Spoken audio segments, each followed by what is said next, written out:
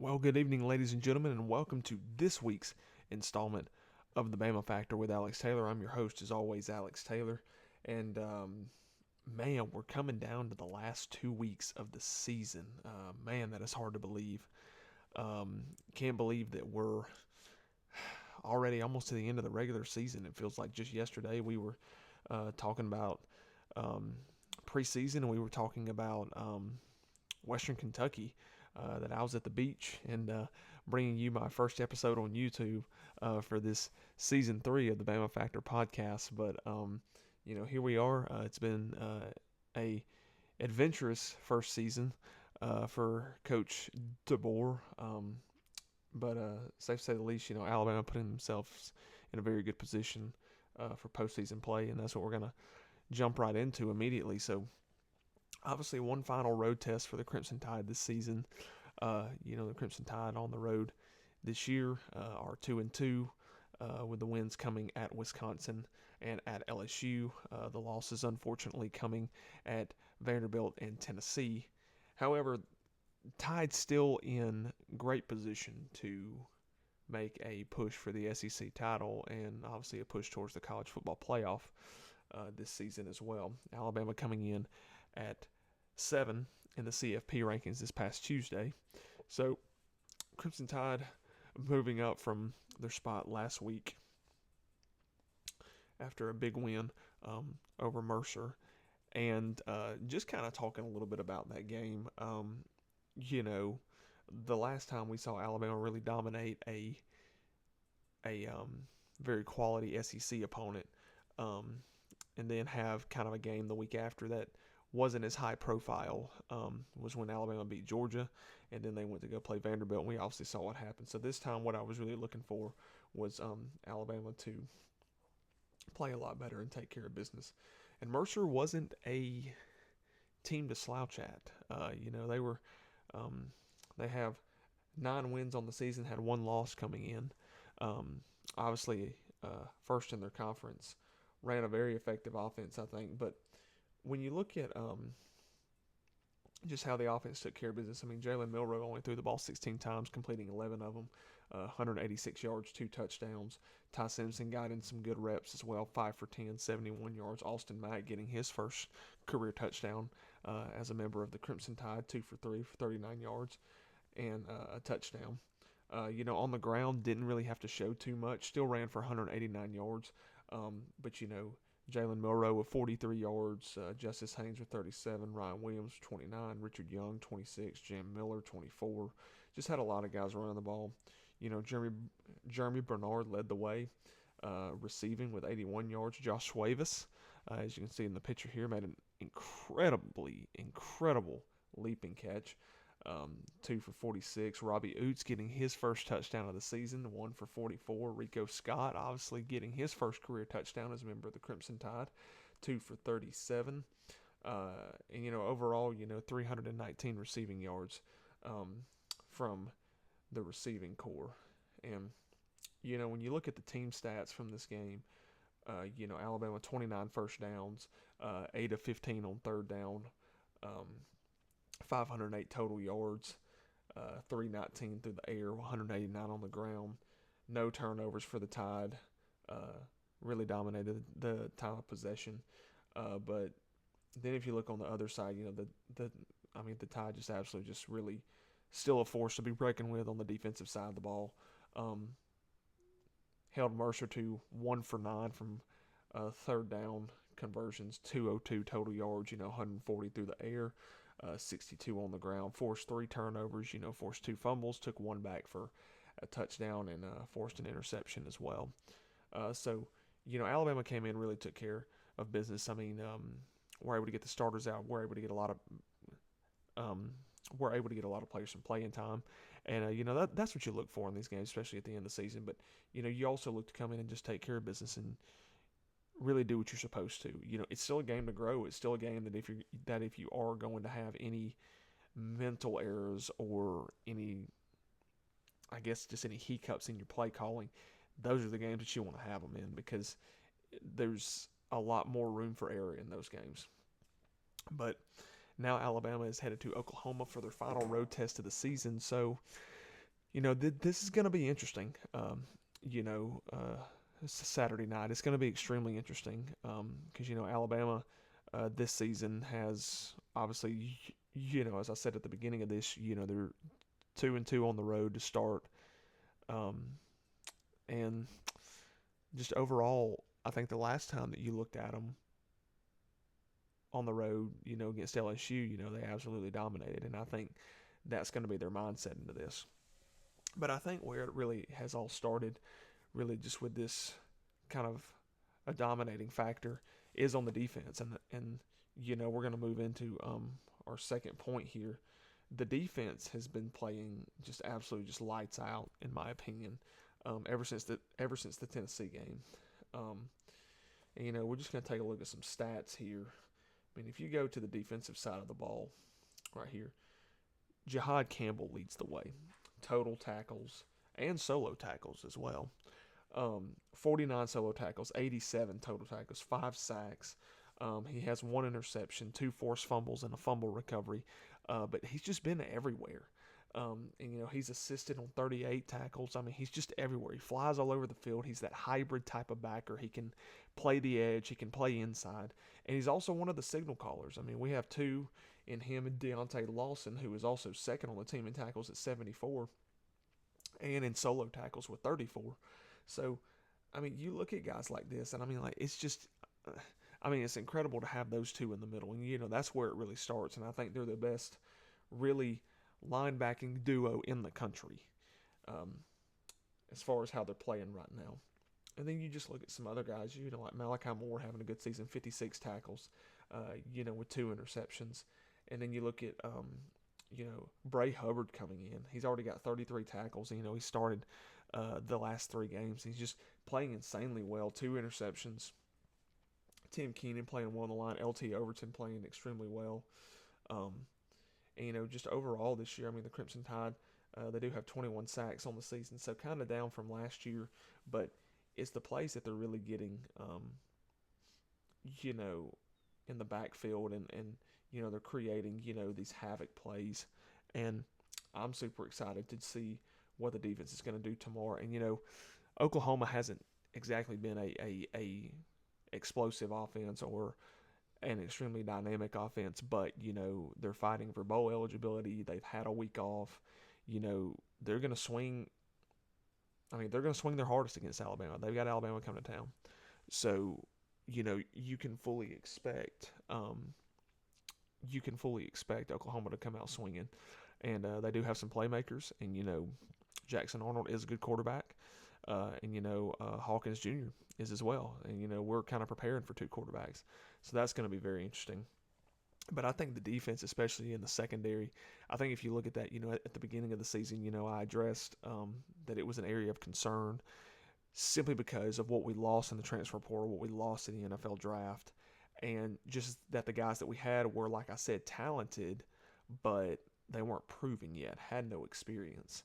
But guys like Jalen Mbakwe, Xavier Mincy, Zabian Brown have really come a long way this season. And then you have other guys like transfer Domani Jackson bringing his talents from USC. He's been locked down this year.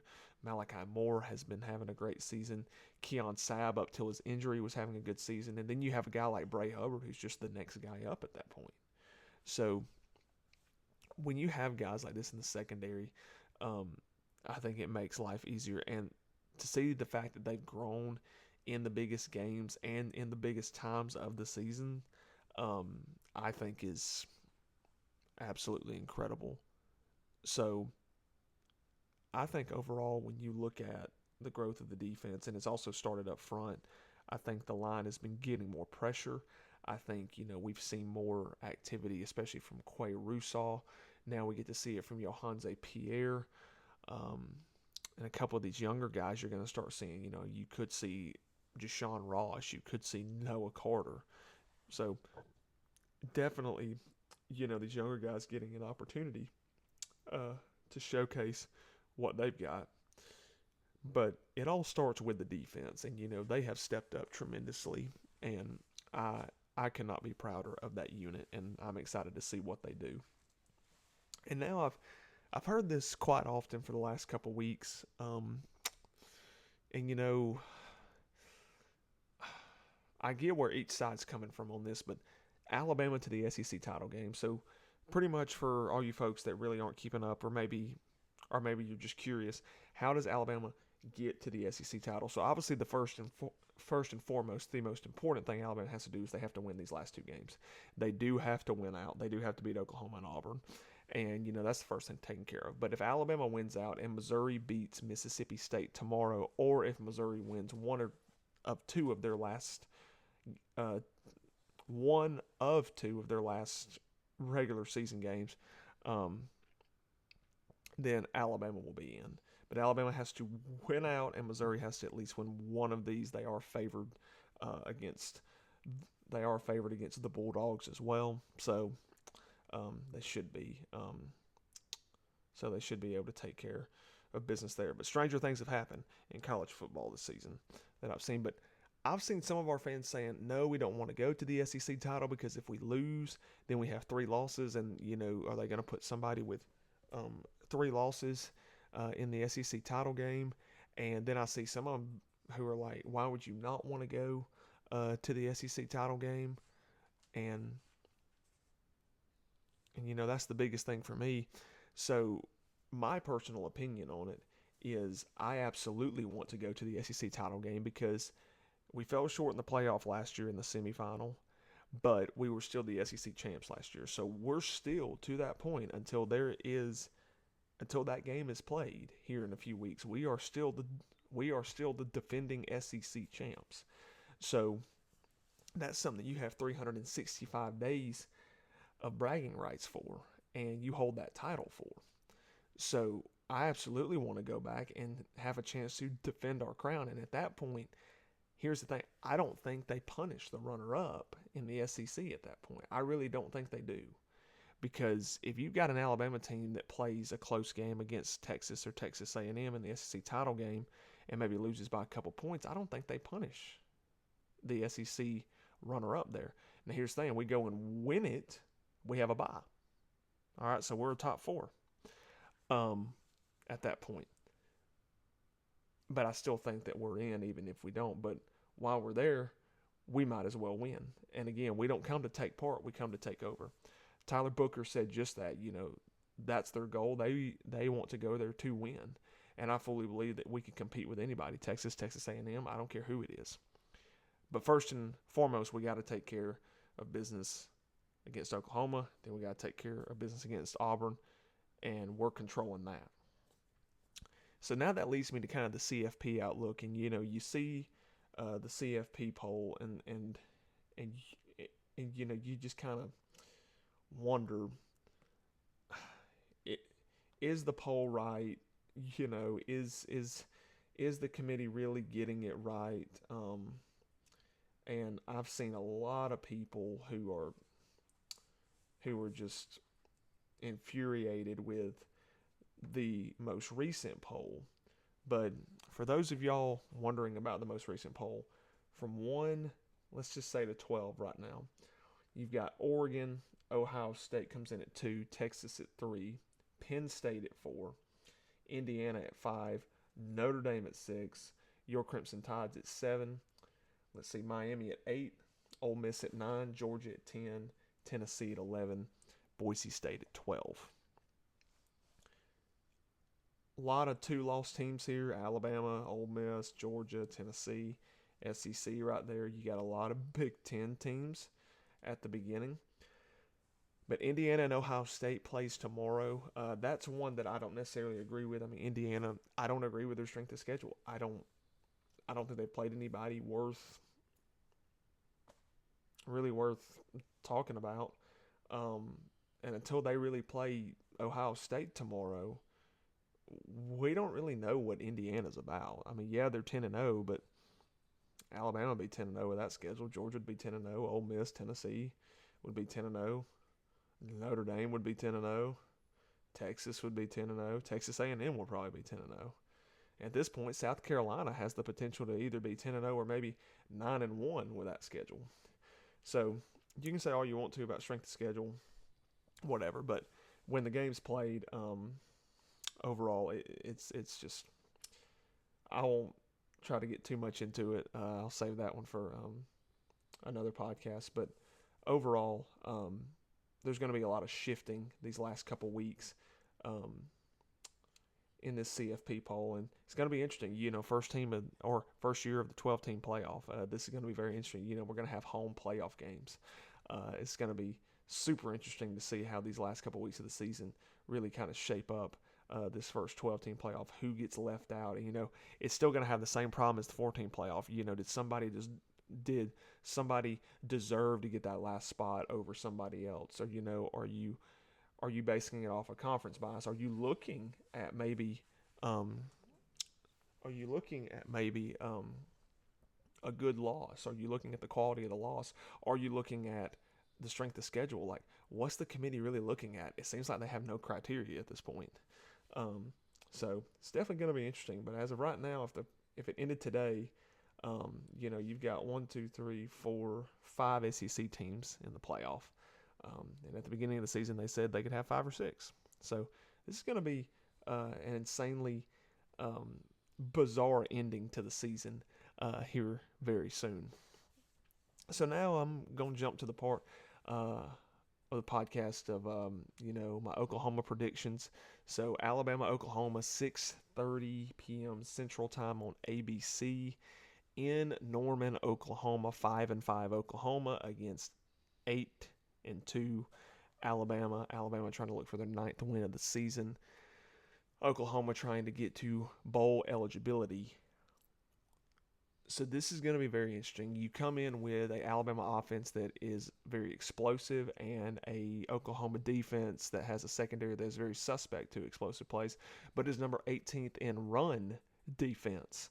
So Crimson Tide's been running the ball well these last couple weeks, so you really got to wonder which one's going to give.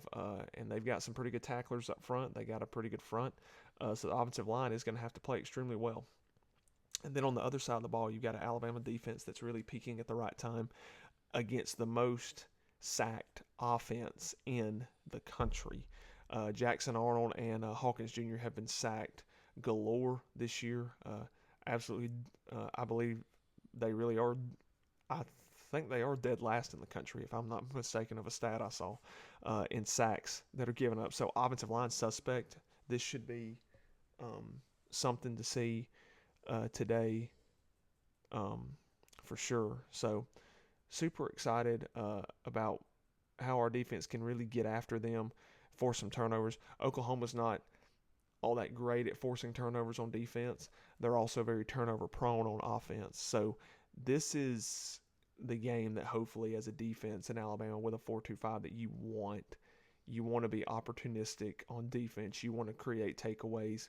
And this is a game that I think could potentially be one of those grinded out games, but Alabama maybe, they're up 28-7 or 28-10 and maybe late field goal or maybe something like that. It could be a 28-17 game. But overall, if Alabama plays to their standard of what they've been playing with since, really after the Tennessee game, and I think these guys are prepared. Oklahoma's going to be fresh. I actually predict that Oklahoma may score first. Oklahoma may come out striking, and it's going to be interesting tomorrow. It's going to be very interesting tomorrow. But overall, got to go with my Tide.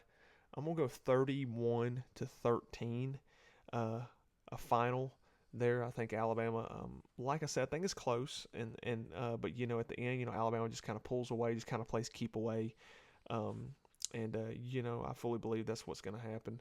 And then Alabama gets ready for the Iron Bowl in Tuscaloosa next week. So hopefully Alabama goes there and takes care of business. But overall, guys, great season so far. We just got to finish out these last two, and I'm super excited about it, and can't wait to see what these guys can do on Saturday over there in Oklahoma. Hopefully we can welcome these guys to the SEC this year. So looking forward to it, guys. But thank you guys so much for the support on the page. Thank you guys so much for, just the continued support on the podcast, Twitter, everything, guys. We're growing on Instagram each and every day, guys. I appreciate y'all. And we're also going to take this time to let you know that we are a proud member of the College Huddle. The College Huddle, the largest fan-led podcasting website and collaboration of college podcasts in the country. Be sure to visit us at thecollegehuddle.com. Be sure to check out all the other members from the Big Ten to the ACC to the Big 12 to the Pac-2. And even more conferences, some of the Group of Five as well. But a great college football Saturday slated up for this Saturday. Looking forward to it. A lot of high state games, and we're going to see what happens. But Alabama, that final road test in Oklahoma of the 2024 season, we're going to see what happens. And as always, guys, good night. God bless. Roll Tide.